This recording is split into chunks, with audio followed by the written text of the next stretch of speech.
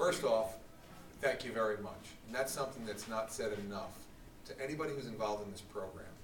What you're doing, I always say, is like a pebble in a pond situation. You're making a difference for an individual, even if it's just one. To think about what that can mean for somebody.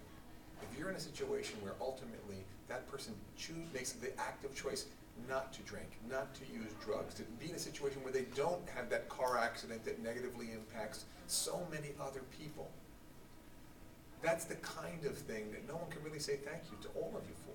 So thank you for participating in this. It's that valuable to a community. You know, when I hear of the kind of statistics that are out there, it's frightening. But it's not frightening to me just as the county executive. It's frightening to me as the father of a 12-year-old. See, I know in the not too distant future, my son is going to be tempted as well, just like many other children, sons and daughters of people all around our community.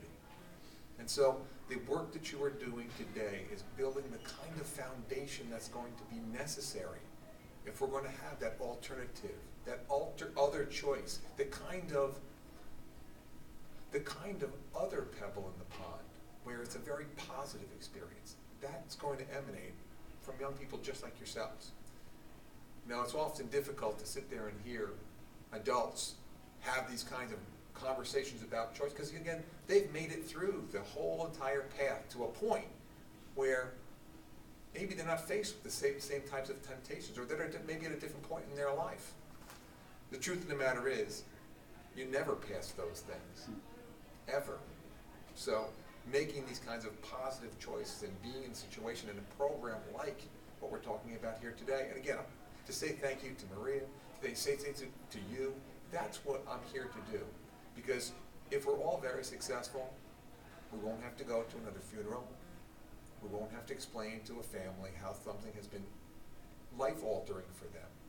And what we'll be able to do is embrace positive choices by our young people, positive choices by all of us. And for that, again, my goal is for Ulster County to become the healthiest county in all of New York State. One of the ways that happens is taking on hard issues just like this. Not simply talking about how important it is to eat well or exercise, but to take on those much more complicated and the kind of issues that make people sometimes uncomfortable. So for all of that, I say thank you to each and every one of you. Marie, thank you to you. And thank you so much for all of you for coming today.